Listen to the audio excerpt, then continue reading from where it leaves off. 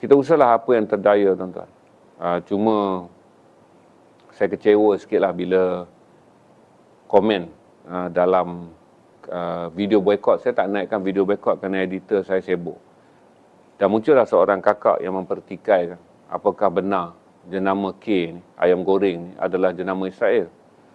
Dan kemudian orang dah jawab, kata ya. Saya pun heran, dah lepas berapa bulan masih lagi orang mempertikaikan tentang senarai boykot. Jadi saya terpaksa masuk komen. Saya kata ini adalah daripada YUM. K ni adalah jenama yang memiliki lesen daripada YUM. Dan YUM salah satu penaja kepada kem pelarian, kem settlers Israel.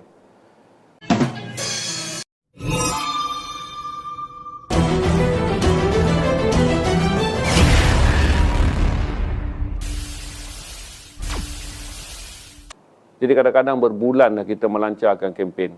Orang Melayu masih lagi, orang Islam di Malaysia masih lagi tak tahu ekor kepala kedudukan kempen boykot. Masih lagi tak faham kepentingan bagaimana setiap sen yang kita bagi tu akan ditukar dan menjadikan Yahudi semakin kuat. Israel mahu melancarkan 40,000 geran tanah di atas bumi Gaza. Ini saya ulas kenapa kita terus boykot. Kerana dana ni disumbangkan kepada Settlers Fund. Settlers Fund ni adalah yayasan di mana Israel bangunkan. Dia ada pengkalan dia di Amerika dan dia ada pengkalan dia di Jerman. Dan dia ada pengkalan besar lah di Tel Aviv. Jadi mereka ni menyumbang kepada yayasan Settlers. Dan mereka menyumbang lama, tuan-tuan. Hampir 35 tahun yayasan Settlers ni ditubuhkan. Dia berjaya membawa pulang 600,000 orang Palestin untuk merampas tanah orang-orang Islam yang berada di tebing barat. Walaupun mereka tak berjaya rampas tanah di Gaza, mereka rampas di tebing barat. Jadi kepada kakak yang tanya pula, bila tu ada orang tolong jawab. Saya tak marah ada orang tolong jawab. Dia tanya, yakinkah bahawa boykot kita ni sebenarnya adalah boykot yang betul? Saya harap tuan-tuan yang mana yang berada bersama orang Palestin dan tuan-tuan yang rasa kita semua ni lah, termasuk saya, yang tak boleh bagi nyawa, yang tak boleh bagi harta, yang tak boleh bagi apa pun, kita bagilah boykot. Iaitu kita tak akan membeli produk-produk yang ada kaitan dengan Israel. Terutama, tuan-tuan harus faham, wang tak diberikan terus.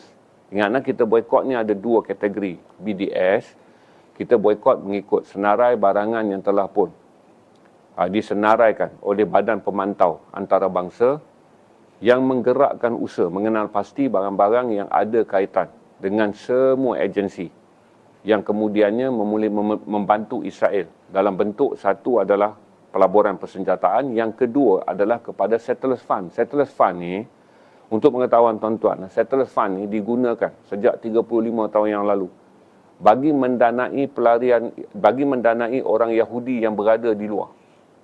Sekarang ni yang paling banyak adalah Yahudi daripada Ukraine yang pulang, daripada Rusia yang pulang.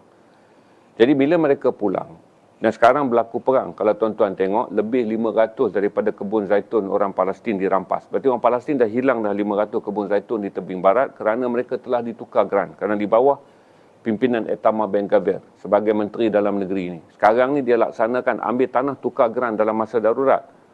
Sebab akta darurat ni telah mengisytiharkan mana-mana orang Israel yang mengambil tanah orang Palestin sah.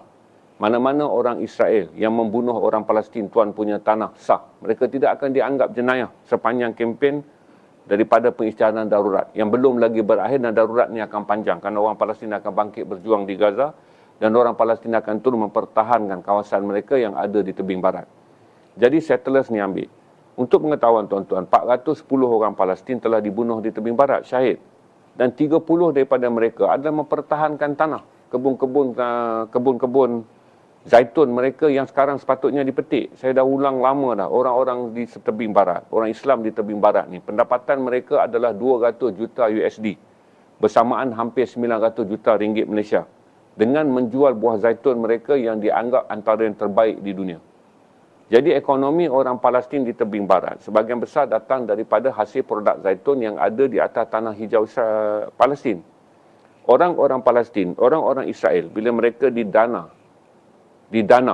oleh Settlers Fund ni, mereka balik, mereka diberikan tanah-tanah ni. Sebab tu kalau saudara tengok, yang merampas tanah ni semua adalah Yahudi Ultra, yang semua datang dengan jambang panjang dan juga dengan topi Yahudi dia tu, topi Jew dia. Jadi bila kita jelaskan kenapa kita berjuang untuk tidak membantu jenama-jenama yang sebenarnya mendanai yayasan yang membawa pulang orang Israel ni kerana mereka membunuh orang Palestin untuk mengambil tanah. Jadi kakak tak perlulah tanya sampai yakin. Katakanlah kena sampai ke jadi ahli sufi ainul yakin. Iaitu melihat dengan mata batin barulah kita nak boykot barangan yang sebenarnya dah berapa bulan dah disenaraikan. Sekarang masih tanya lagi. Tak kira lah K ni milik J ke milik siapa. Kan kita bercerita sekarang. Syarikat-syarikat ni semua ada pelabur tempatan. Tapi pelabur tempatan memberi lesen dan bergabung dengan syarikat-syarikat Yahudi antarabangsa yang berpengkalan di Amerika. Mereka tak berpengkalan di Israel. Tapi dengan dana yang sampai ke Amerika, mereka pindahkan ke Israel melalui pelaburan persenjataan. 26% daripada persenjataan di Israel disokong oleh Vanguard. Vanguard ni dia memiliki kad kredit. Sebab tu daripada awal saya kata stop dulu kad kredit kerana kita sedang menyumbang setiap kredit interest kita tu ada sebahagian besar dibayar kepada Vanguard. Dan Vanguard ni pula adalah syarikat yang melabur dalam persenjataan. Kemudian saya kata kenapa kita kena stop rangkaian televisyen langganan ANS tu. Kerana ANS juga membayar. Dimiliki 7% oleh Vanguard. Jadi kalau kita tak buat kempen yang sekarang, kita langsung tak ada apa dah yang kita boleh lakukan pada Palestin. Melainkan hari-hari kita melihat video, lepas tu kita suka, kita like, tak suka, kita skip.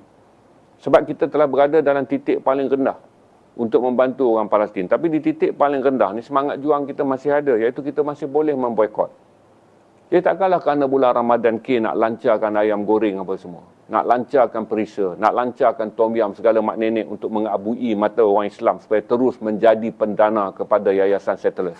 Kita nak petikai kan. Jadi saya masuk, saya jawab kasar je dekat situ. Walaupun nak page orang. Susah kalau kita nak didik orang Malaysia ni untuk berjiwa besar. Bila kita bagi fakta, dia tanya yakinkah? Siapa yang tak yakin? Saya yang sedang menyampaikan dengan membuat rujukan silang. Dan melihat company YUM yang menguasai yayasan yang menguasai produk K. YUM adalah pendana kepada yayasan settlers. Yayasan settlers sekarang nak membawa pulang orang-orang daripada Bani Manisheh. Bani Manisheh ini adalah Bani yang hilang, di mana rabai-rabai Yahudi yang bersidang pada 2017 telah bersetuju Bani Manisheh yang ada di Manipur, India, 42,000 orang. Inilah Bani yang hilang yang mereka cari ini dalam kitab mereka. Okey. Lupa juga untuk komen dan share, like dan jangan lupa juga untuk subscribe rancangan saya agar anda tidak akan ketinggalan untuk menonton video-video saya akan datang. Jadi itu saja buat saya. Terima kasih kerana menonton. Bye.